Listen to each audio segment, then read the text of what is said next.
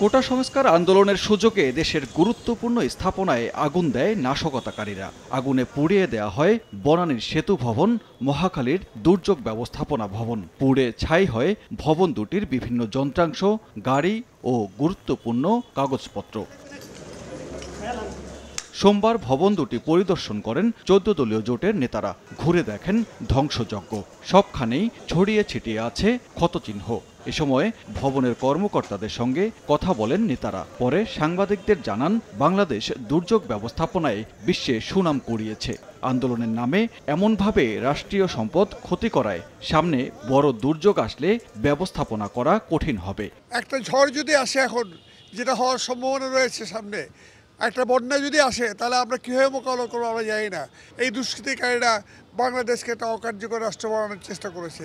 জনগণের জন্য সেবা না পায়, তার জন্য তাদের এই নীল নকশা যে ন্যাক্কারজনক ঘটনা করেছে তার তীব্র নিন্দা জানাই এবং অবিলম্বে তাদেরকে খুঁজে বের করে শাস্তির ব্যবস্থা করার জন্য অনুরোধ রেখে। খামেরা তো দাগ হয় কিভাবে? এই যে ভাবি, দাগও যাবে রাগও যাবে, নিন চাকা সুপার হোয়াইট।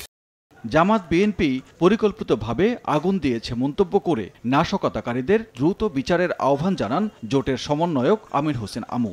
আন্দোলনের সুযোগ নিয়ে তাদের কাঁধে ভর করে আজকে দুষ্কৃতিকারীরা, আমি যেটা আগেই বলেছি, স্বাধীনতা বিরোধী শত্রুরা এইটা করছে। এদেরকে দেশদ্রোহিতার চার্জে আনা উচিত এবং এই তাদের সমস্ত কর্মকাণ্ডের কুফল ভোগ করবে জনগণ। সাম্প্রতিক সহিংসতার ক্ষতি সহসাই পূরণ করা সম্ভব হবে না বলেও মনে করেন ১৪ দলীয় জোটের নেতারা। সানবীর রূপল, সময় সংবাদ, ঢাকা।